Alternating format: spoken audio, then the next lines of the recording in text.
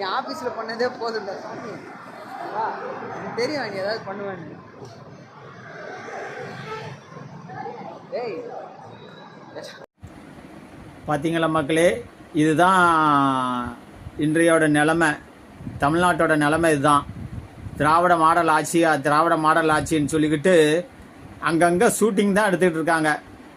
முதல்வரும் சரி, துணை முதல்வரும் சரி, அக்கா கனிமொழியும் சரி, அங்கங்கே ஆட்களை, துணை நடிகைகளை விட்டு, ஜூனியர் ஆர்டிஸ்ட்டை விட்டு ஷூட்டிங் தான் எடுத்துகிட்டு இருக்காங்க.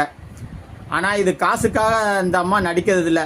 இந்த நாட்டோட லட்சணத்தை பார்த்து ஆதங்கப்பட்டு அடிக்குது. எதால் அடிக்குதுன்னு நீங்களே பாருங்க. சிந்திங்க மக்களே, சிந்திங்க. அடுத்த 26லயாவது ஒரு நல்ல ஆட்சியை தமிழ்நாட்டுக்கு கொண்டு வாங்க. நன்றி. இப்போ பார்த்தீங்கன்னா தமிழகத்தில் செயல்பட்டு இருக்கிற நல்ல திட்டங்கள் எல்லாமே மத்திய அரசோட திட்டங்கள் தான். அந்த திட்டங்களுக்கு பேர் மாற்றி நமக்கு காமிச்சிட்டு இருக்காங்க.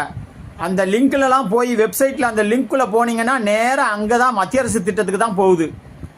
ஆனால் தமிழ்நாட்டில் உள்ள பணம் எல்லாமே பார்த்தீங்கன்னா இவங்க அரசியல்வாதிங்க கொள்ளையடித்து